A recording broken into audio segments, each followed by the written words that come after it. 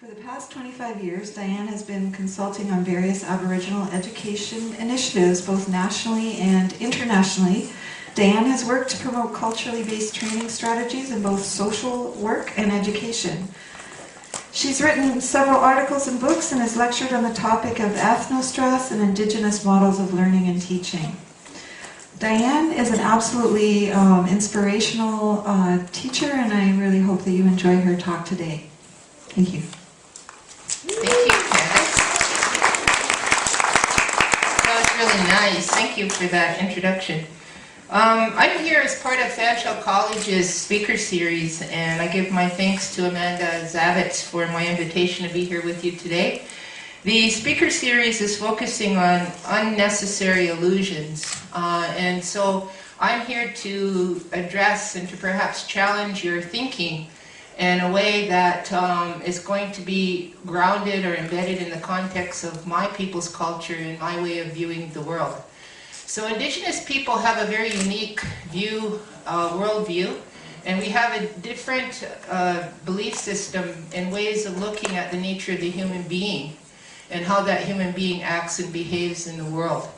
So a lot of this presentation is based on that unique understanding of the human being and the way that we move through the world, but it's also going to draw in, which is very nice to know nowadays. There was a time when Aboriginal people would be able to speak about or practice their ceremonies and their traditions, and nobody really understood what the heck we were doing. And oftentimes when we were in powwows or social kinds of functions where people would come out, usually non-native people and a lot of Aboriginal people themselves who did not grow up with this culture and this worldview, would not necessarily know about the things that I'm going to be talking about or teaching. And so there would be people coming up and really trying to grasp and understand from their view, from their perspective, and looking at, well, why are these people doing the things that they're doing? Why do they believe what they believe? And oftentimes when you would engage practitioners of that culture and tradition, they were unable to answer your questions, because for us it wasn't that it didn't work, it just always worked, and we were quite puzzled as to why you would even want to know how or why these things worked. So my talk today is an attempt to show you how and why these things work. It's to ask you is to consider for at least 45 minutes here that I'm at the podium, to consider another culture's worldview, to consider another way of looking at life and another way of looking at the nature of the human being, and another way of looking at our connection to the very planet, to the Mother Earth as we call it, that we are connected to, because we know now, and it's very clear, that the Earth is changing. So as the Earth changes, a lot of people are up in arms because tends to be a lot of loss of life. There's lots of death when things change, and the way that the Earth is moving right now, it's very unpredictable, and it's going to be causing people great angst and fear because they do not know how to cope with what's going to happen and what has been happening and what will continue to happen, because we are indeed in an age and a time of change and transformation. I think it's exciting, and yes, I will be part of the witnessing of certain changes in my lifetime, and you, who are younger than me, many of you are younger than me, will witness even more. So this is what this presentation is designed to do. It's designed to take you into, and we'll look at this thing called, hopefully you'll have an understanding better of an Aboriginal worldview that helps us to understand and explain the changes. So as the temperatures increase and as the polar ice caps melt, we'll see what the future brings to us. So it is indeed an emerging future. So to begin, I want to just give you a little insight. I can't go into depth into any of this material because I don't have the time, but hopefully in the shortness of that we're together, I'll have given you enough to help you navigate through some of the material. We have in our oral tradition, we call ourselves, I'm Mohawk, and so the name that you saw at the beginning was the name of the Healing Lodge and Learning Center that I operate in 6 nations of the Grand River. It's called Gutni Gonli Otsalat, means the fostering of the emergence of the good mind. So from my people's culture, we call ourselves Haudenosaunee people, and we have an oral tradition. And in our oral tradition, we have these stories that talk to us and teach us, young people and all ages alike, what it is that we can do as people, as human beings. So there is a story in our oral tradition called the story of Tadadaho. It's the man with the hair of snakes, and you see him portrayed there on the screen. And they say that Tadadaho lived at a time when he also possessed a great deal of power, a great deal of what they call personal magic, and that he could command the winds, he could command the seas, he had impact on the environment. And so there were times they said that he would, because he was isolated and living in the hills of Onondaga, which is the present-day Syracuse, New York, which is where my people originated from, they say that he would cast great misery and cause angst and death amongst the people. And they said he was a very angry and a very scary individual that lived there in the hills. So at this time that this story is being told, we understand that there was a peacemaker who came amongst our people. And the peacemaker was there to bring about peace amongst the warring Haudenosaunee people, the people who lived in those long houses. That's what Haudenosaunee means. And these people lived in what's present-day New York State. So that longhouse extended from present-day Niagara Falls all the way over to the Hudson River Valley in New York City. So that was the land of the Haudenosaunee people, and they were at war at the time that this story is being told. And there was great bloodshed, and there was lots of misery and dying and death and things. So there was a peace that was devised by this young boy who was born amongst the people in the north side of Lake Ontario, which is present-day Deseronto or Belleville area. And that peacemaker was born there, and they said he too was born with great power and potential, and that he understood his purpose, that he came here to this earth with a purpose, as we all do. You all came here, you're not accidents. You chose to come here for a purpose. And he knew his purpose. It was clear. And his purpose was to bring about the great peace. So as he traveled across the waters to deliver the message of peace, he was very successful in having engaged and having a number of tribes come online and to embrace the great peace that was within them, but they had lost connection to it. And so the last stronghold, the last person holding out on the great peace was this man called Tadadaho. And they said that they had to go as a delegation because the peacemaker said, I can't go alone, this man has too much power. And so they went as a delegation of chiefs and women, and there was one woman in particular who was part of that delegation who we call today by the name of Jagunsase. And Jagunsase was the woman who went first to engage this man. So the men were there, but the woman went first. And when the woman came up first to engage this man, they said he was very scary. His hair had snakes coming out and twisting, and he was angry, and his body was twisted into 7 crooks. He was like a crippled and very deformed. But the woman went up and very kindly and gently placed her hands on his body. And when she placed her hands on his body, they said that something changed in him, because he suddenly felt the touch, the love, the kindness of the mother that he did not have. So if you understood the whole story, you'd see that he was abandoned by his mother at a very young age, and he grew up living in the wilds with the animals taking care of him, and he had become like them.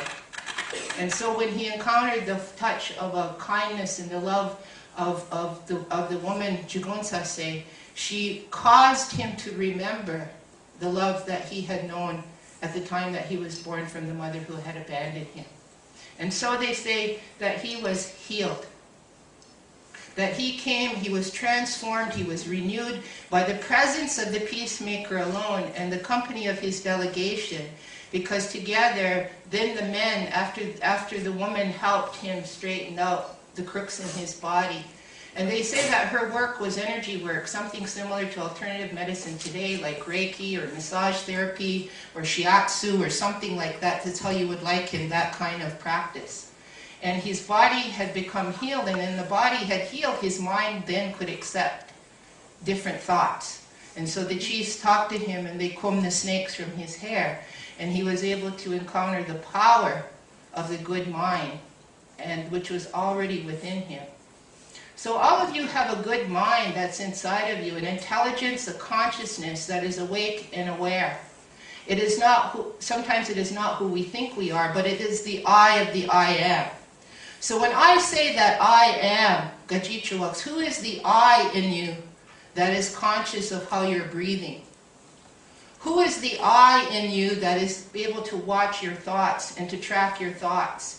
So that your consciousness and awareness is that which is the intelligence that is intimately connected to everything within creation. This is our belief system. That is the consciousness of the good mind. Because in this worldview, nothing in the world, no matter what happens to you, is considered bad. It's all good, because you will learn, even if you have to endure great pain. You will learn from that. You will learn from that suffering. So the good mind and the peace that comes from recognizing and accepting that peace that's deep inside of each of us. When you're in the body and in the good mind, it's quiet there. It's a sacred space. It's peaceful. But if you live your mind and the intellect and the ego, your intellect is running fast, fast, fast. And you can't keep up with your thoughts sometimes. It's running so quickly that you lay in your bed and you toss and you turn, you can't shut it off. That's not the good mind. That's a thinking mind.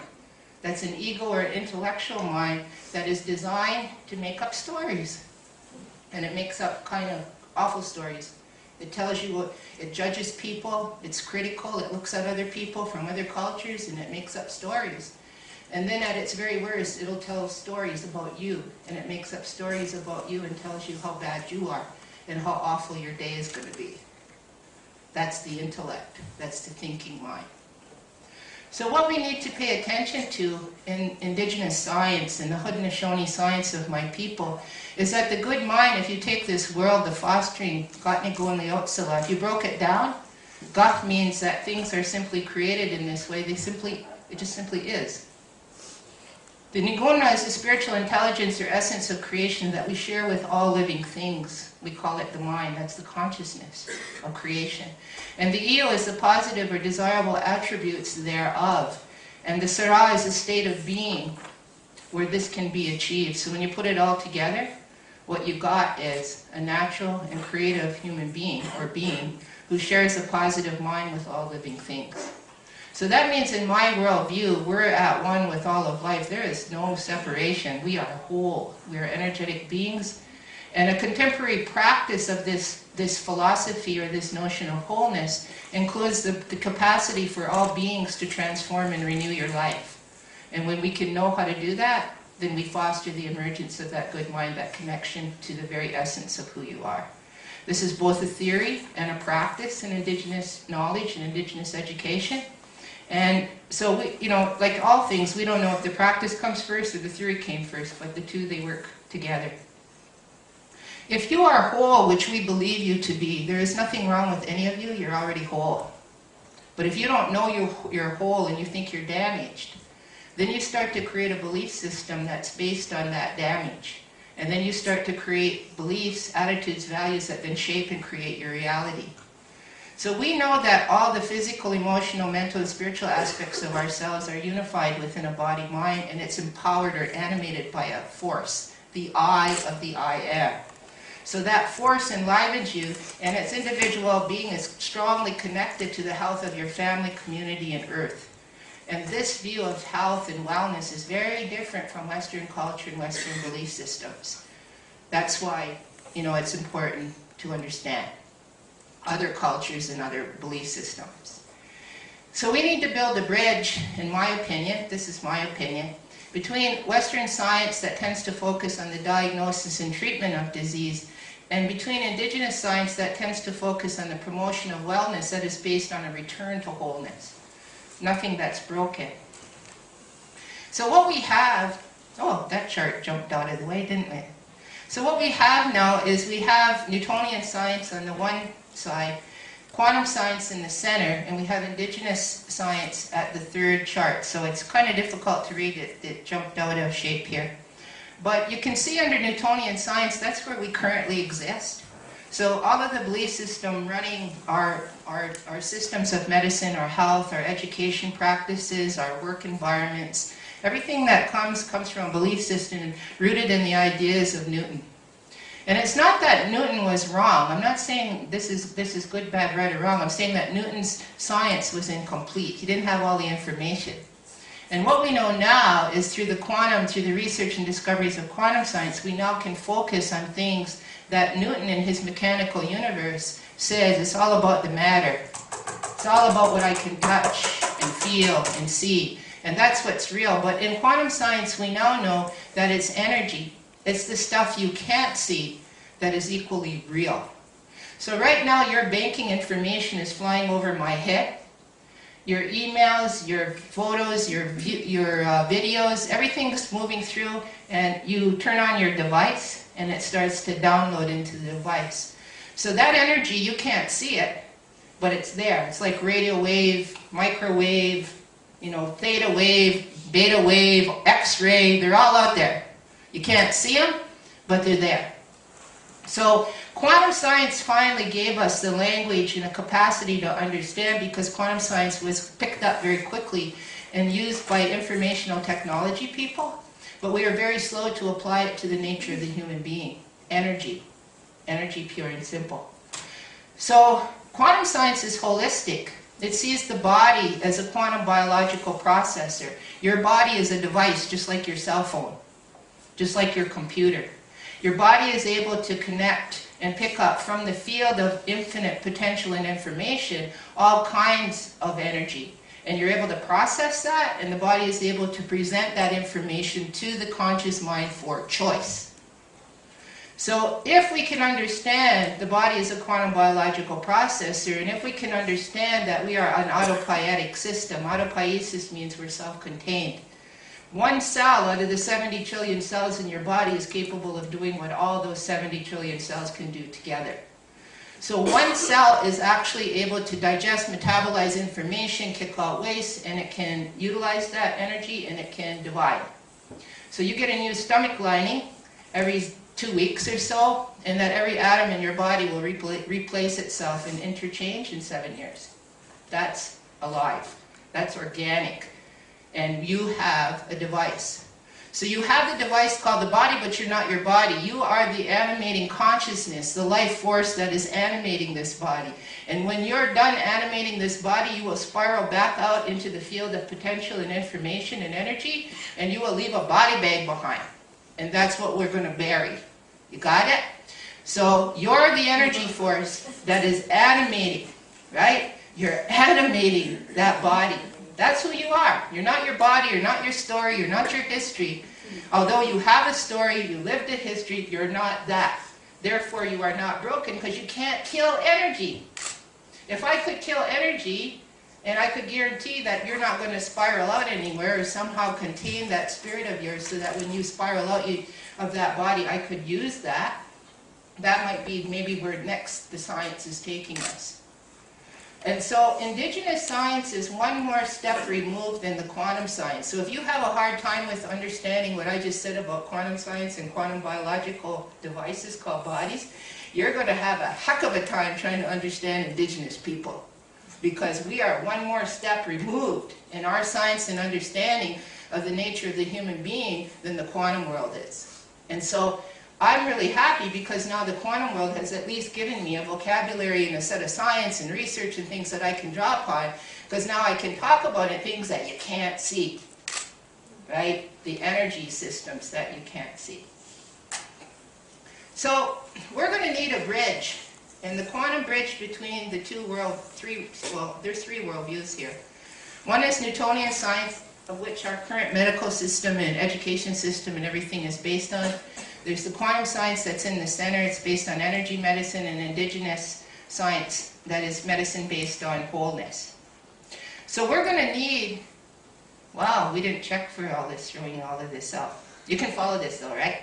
Because you're all intelligent beings and you're conscious. So why is the bridge important?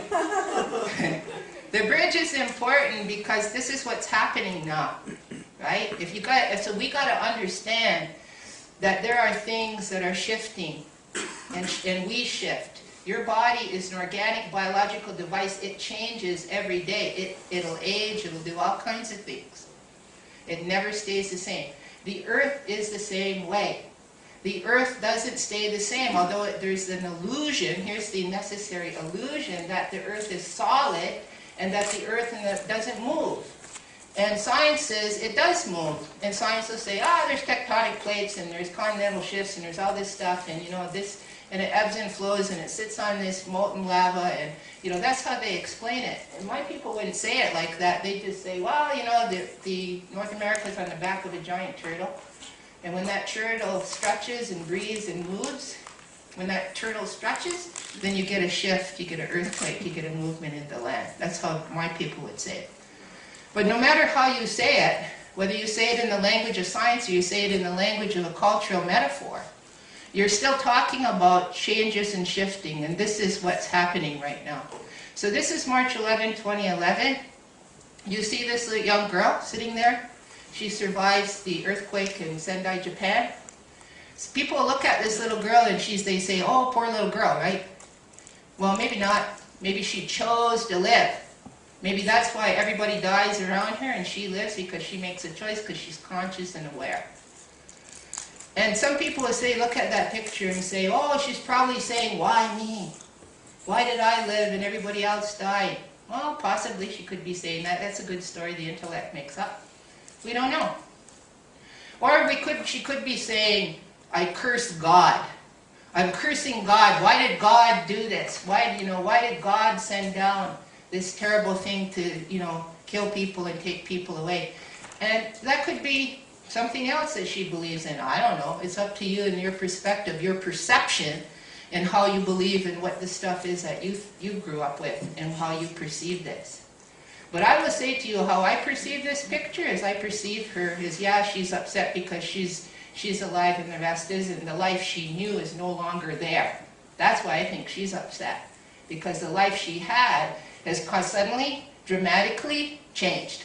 It's not the same life.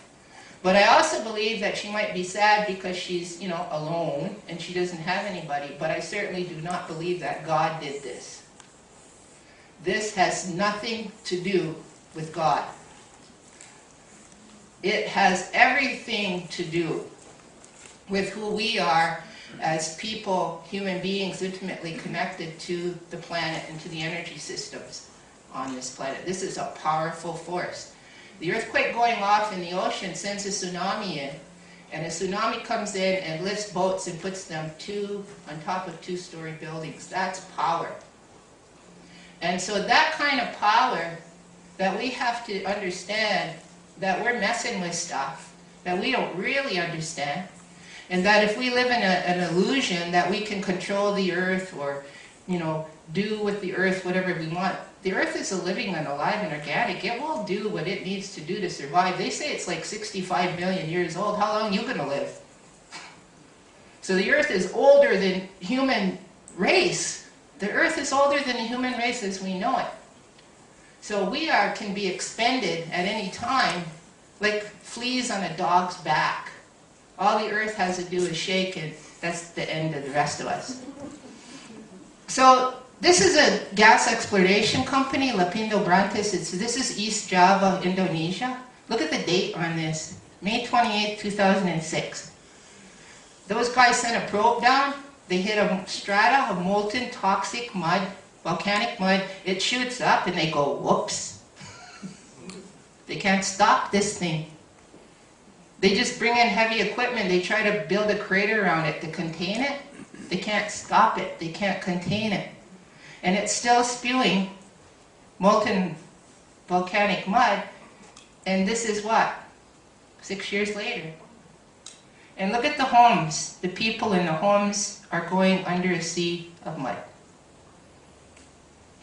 So you ask the people, and they'll say, we didn't do that. There was an earthquake and it broke our probe.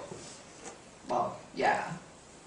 But you guys got to think that when you're sending probes down there, they're trying to say, we're not responsible. The earth did it. We don't have to pay for any damages or be liable for anything. Those arguments, eh? That's the intellect, the story the intellect makes up. So our ancestors in the indigenous world say, you're being watched. All of us is being watched. Look at the faces of the earth that are watching you.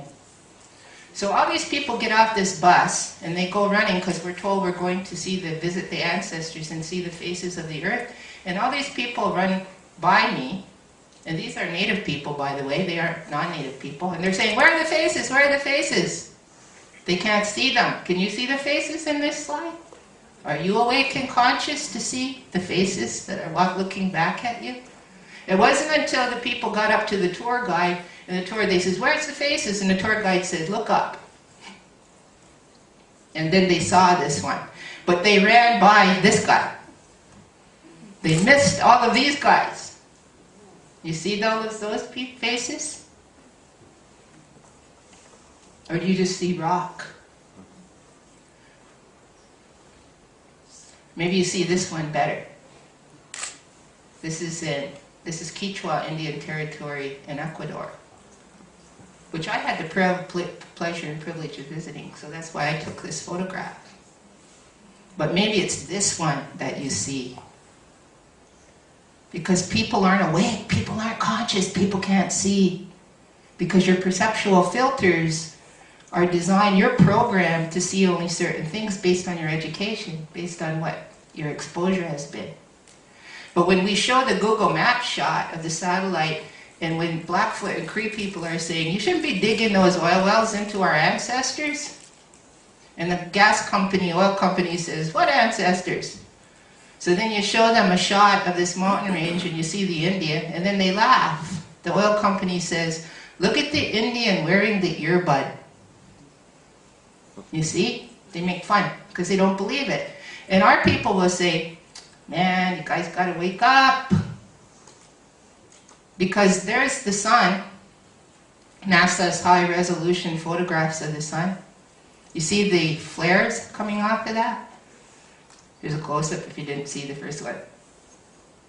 It was this photo that actually caught my attention of NASA's high resolution. Because I said, Jesus, I've seen this somewhere before. And I went through my PowerPoints that my friends, you know, you get all these forwards, your friends send you all these PowerPoints, so I get the same thing. So I went through and I looked through my PowerPoints and I went, oh yeah, it was in this picture of this leaf. And they did this, they took electron microscope and they went in, they looked at the cells of a leaf. That nucleus of a leaf cell looks exactly like our sun. Look at the flares coming off. They call those thread-like cell receptors or ganglia on the cell. And they're coming off the nucleus of the cell. Doesn't that look like the sun? There's some flares. There's the flare. Look at the flare in the nucleus of the cell of the leaf. We could be looking at the same thing. So let's go look a little further. We'll go down into the chromosomes, the nucleus of the cell. And you go down further into the DNA chain inside the chromosome. And you go down further, and all you see is space. So what's inside of you, you all are just space. You're taking up space. And there's a bunch of electrons that are orbiting around at 1 picometer that looks an awful lot like our solar system when you look outside. And there's more space. And there's light, cascading light through space. 1 light year, that's our sun. So don't you think our outer space looks amazingly like our inner space? And you see ribbons and bands of light. There's the sun, the outer space, 1 light year away, and there's you. That's at the very essence, because you're made from the same building blocks as that leaf is. We all are.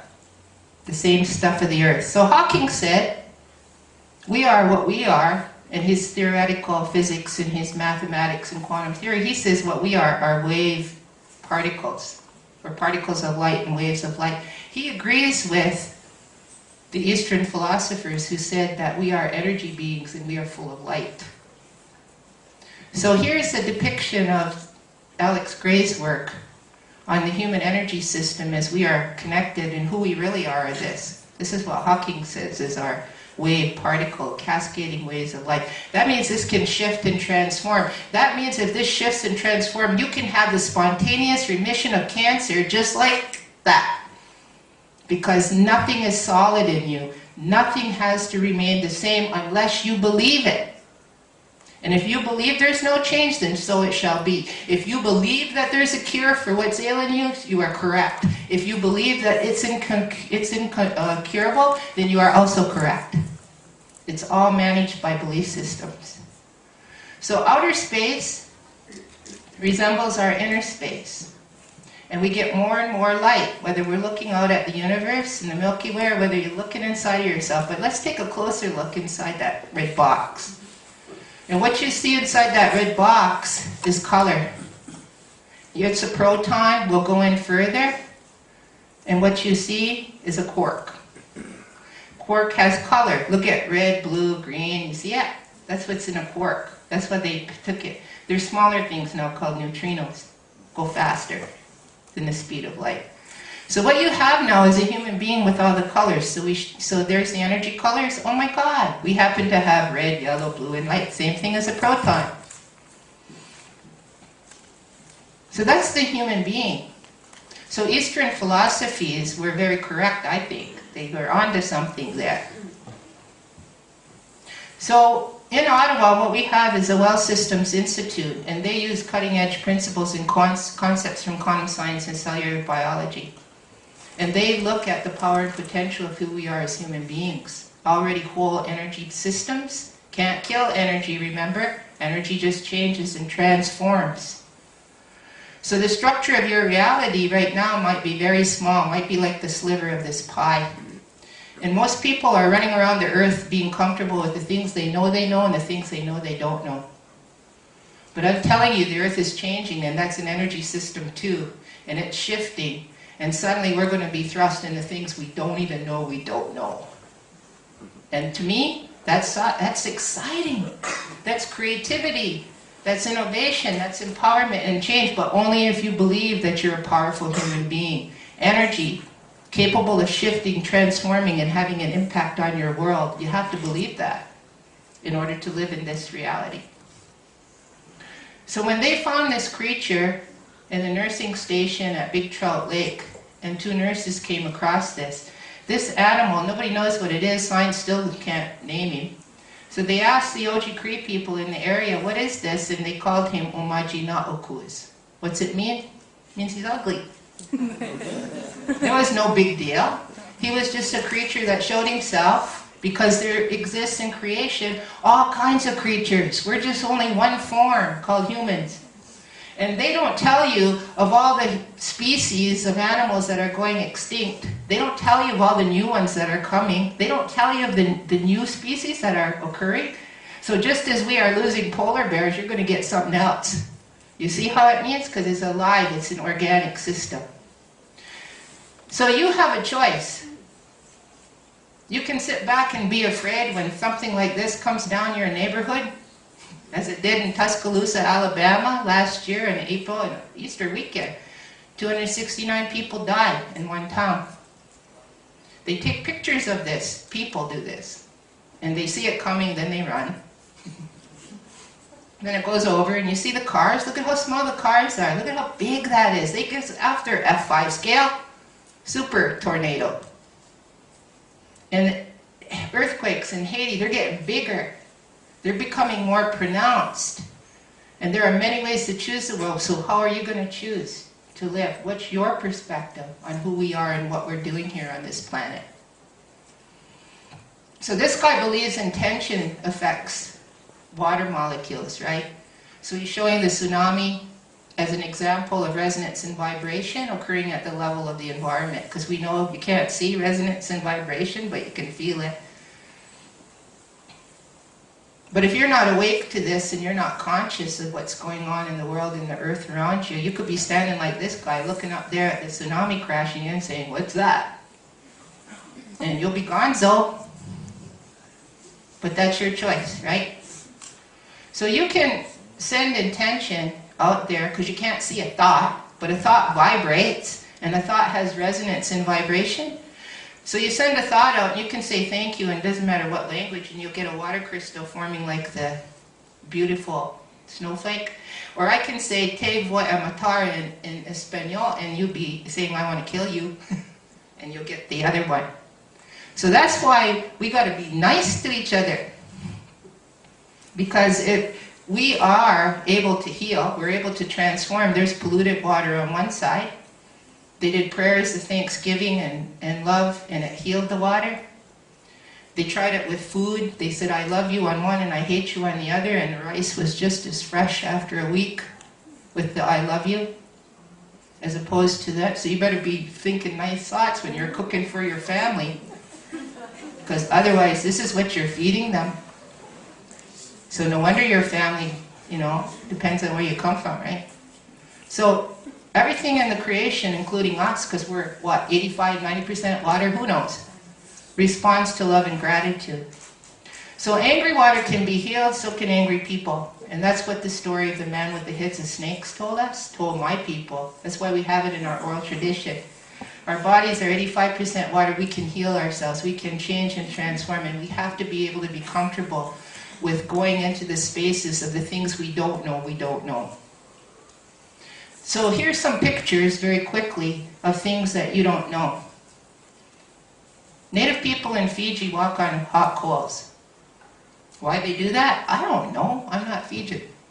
I just know they do it. And I know that Fijians know something that I don't know. They know something that I don't even know I don't know. You get it? That's it. So these guys walk on hot coals. They don't get burned. But it's not just them who walk on hot coals. They do it in Thailand. They do it in India. They do it in Japan. And this isn't even a religious event. This is kids walking with parents on hot coals. This is the world record holder. She's Canadian. Yay! She lives in Alberta. Anybody here from Alberta? And her name's Amanda Dennison. She has a world record of 220 feet walking on coals that are 16 to 1800 degrees Fahrenheit. That stuff melts steel. That degree melts steel. So what do these people know that we don't know? How conscious and how awake are they? It's obviously hot to these guys anyway. And they're walking on stuff that we don't even know we don't know. Here's a few more things. Can you shove metal skewers through your lips? Some people say, why would I even think like that? I don't know, I'm just putting it out there. This guy, he broke a world record because the prevailing belief system at the time that he ran this race, the prevailing belief system by the world said it's impossible for a human being to run a mile quicker than 4 minutes. He didn't believe it. And he went and he got a coach, and the coach taught him how to breathe. And when he ran this race, he ran it in 3 minutes, 58 seconds. Look at the faces on these people. Suddenly, he raised the bar. He shifted consciousness, so then people in the world went, oh, it's possible! And so what happens now? You run an Olympic race. What do those guys run them in? 3 what? They get faster, I know. What's the world record for the Olympics now? 3 what? You guys awake? 3 what? 3:40. They run fast. So they're getting faster. They're shaving off more time. So he showed the world what's possible. So is it you that's going to go first? Is it you that's going to change your belief system and start saying that live in a world of infinite potential and possibilities? Or are you going to roll over and die? That's a choice. It's not good, bad, right, or wrong. It's your choice. So these guys make a choice to do amazing things because they know that the body is flexible, shiftable, changeable. They can do all kinds of things. And these guys were made famous, right, in a movie called Crouching Tiger, Hidden Dragon. And people thought that was Hollywood special effects. They didn't know that there were real monks that did this. Some people levitate, and it's not just Indian gurus, masters, it's Franciscan monks. This is a Catholic order of monks. There was no camera, sorry, in 60 and 68, so they did depictions. They wrote down what they witnessed. So he flies in church, but he also flew around the country. They levitate in China. This is the last photograph that Nerus allowed to be taken of him. He wrote the book, The Art of Levitation. Look who he's mentoring. Sony. who makes your cell phones and your computers and all that stuff you guys carry around? Sony. So somebody's listening out there because they're listening to spiritual mentors, and they're dealing with stuff you can't see, so that's why you got Wi-Fi. So we have to learn to wake up. We have to awaken ourselves to a world of infinite potential and possibilities, because we're living pretty small right now and we're pretty angry. There are 6 billion people on this planet and everybody wants change. Turn on your evening news, you're going to see Egyptians, Libyans, everybody's mad. And we're not separate from the earth, so guess what all that angry resonance and vibration does to the planet? It starts to shake the planet.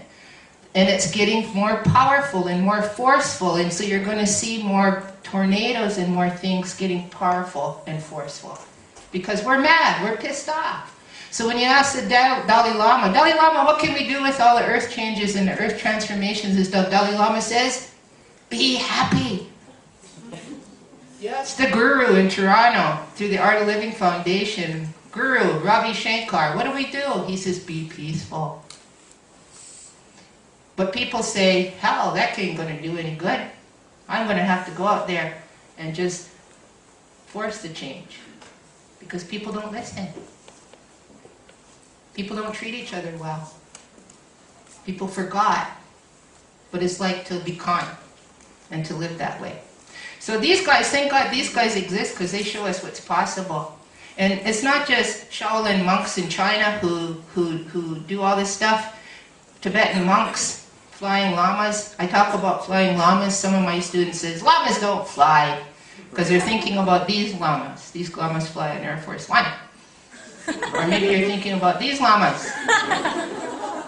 But I'm telling you, I don't care whatever you're believing. You better know what the heck you're believing, because I tell you, I believe in these. And when these guys start showing up, right?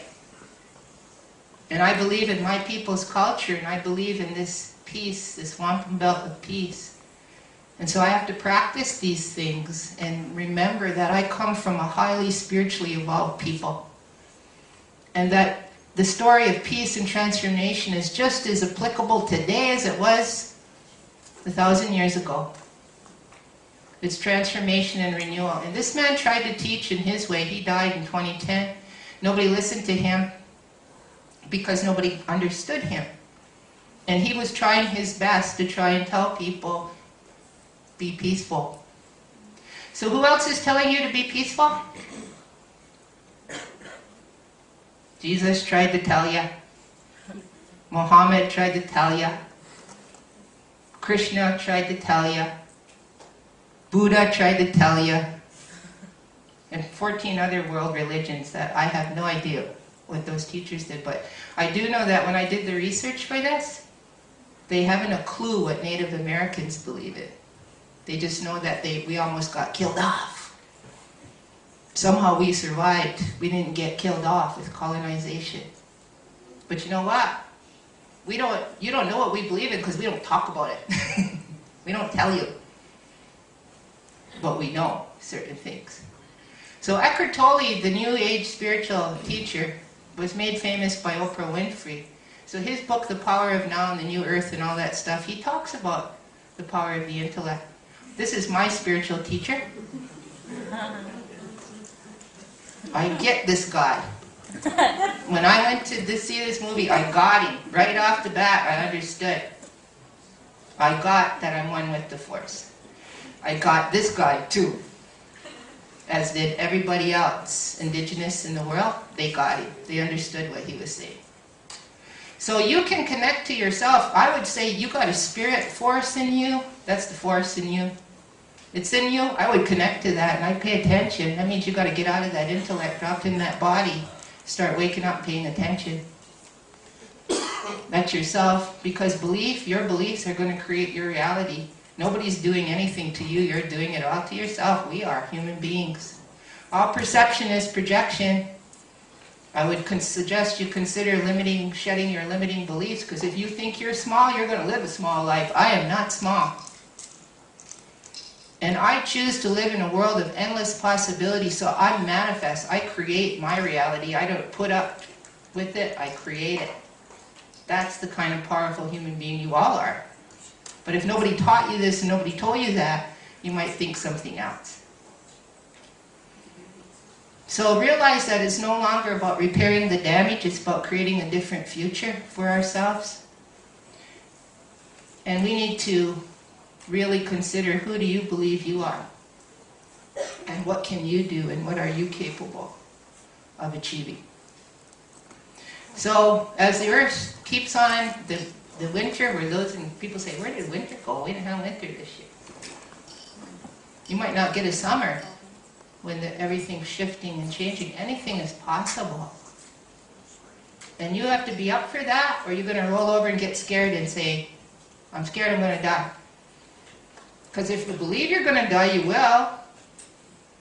So I want to give thanks to you and leave you with these two quotes. You cannot solve the problems of the world by using the same level of thinking that created them. And Einstein said that many, many moons ago.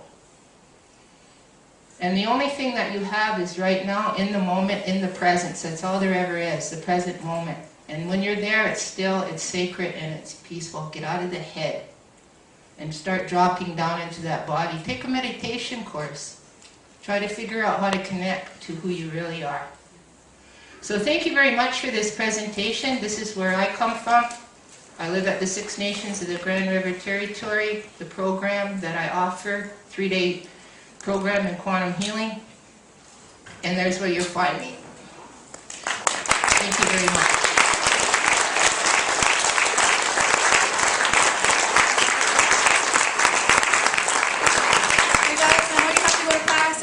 On behalf of the Social Science Speaker Series, thanks so much for coming, and thanks to Diane Hill for trying to awaken our consciousness. Woo!